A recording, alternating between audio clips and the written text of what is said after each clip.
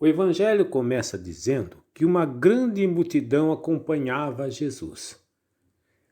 Eles estão numa expectativa totalmente falsa. Eles acreditam que Jesus é o Messias triunfalista e que ele, chegando em Jerusalém, ele vai depor os romanos e ele vai inaugurar um novo reino aos modos de Davi e Salomão. Então, o interesse deles é riqueza, espólio, poder. Entenderam? Eles acompanham Jesus, mas não seguem Jesus.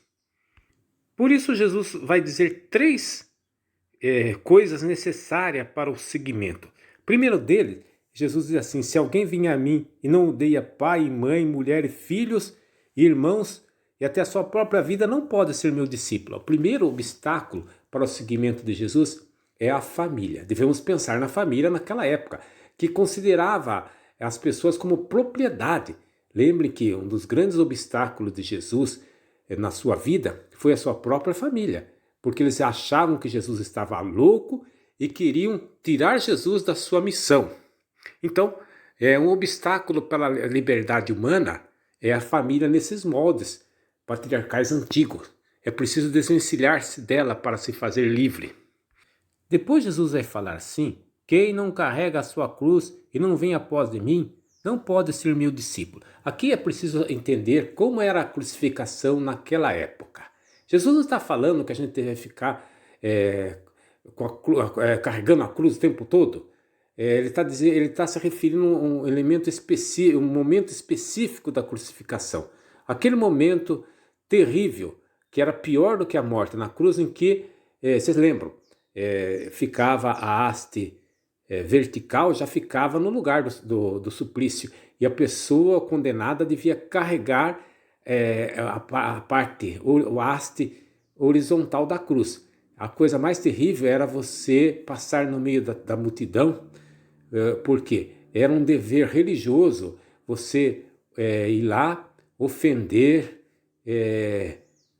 debochar e insultar o condenado. Então veja bem que esse é um sofrimento terrível. Então Jesus Cristo está falando que quem quer segui-lo deve estar preparado para receber humilhações. A terceira condição para seguir Jesus aparece depois de duas parábolas que estão no meio. É essa aqui: quem não renunciar tudo que possui não pode ser meu discípulo. O tema precioso para São Lucas é a questão de como administrar bem os bens materiais.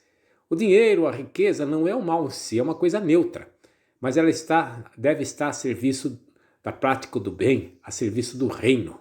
Servir-se das riquezas para servir unicamente a Deus e não ser escravo das riquezas.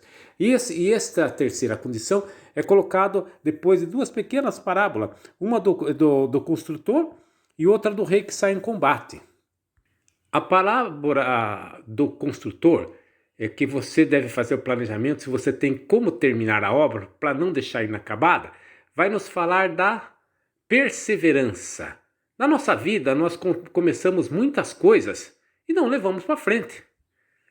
Quanta gente não começa a aprender violão, aprender balé, aprender uma série de coisas e deixa na metade do caminho. Só que, em se tratando de salvação, você não deve ter... é uma coisa muito séria. Se você deixar essas pequenas atividades, não vai mudar nada a sua vida. Se você abandonar a construção, essa construção é a construção da sua morada eterna, que você então deve estar empenhado em acabá-la. Depois ele fala do rei que sai em combate e tem que enfrentar um rei mais poderoso que ele e que deve fazer a conciliação. Não se engane, o grande combate da nossa vida é o julgamento do juízo final. E nós devemos desejar, procurar apaziguar com essa situação, estar a par dela e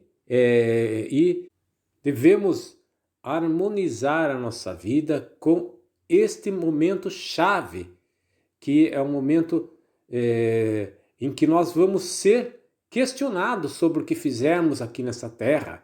Então nós não podemos nos iludir que estamos já com a vitória ganha, não. É preciso que a gente leve uma vida de acordo com aquilo que o grande Rei Celestial espera de nós. Amém.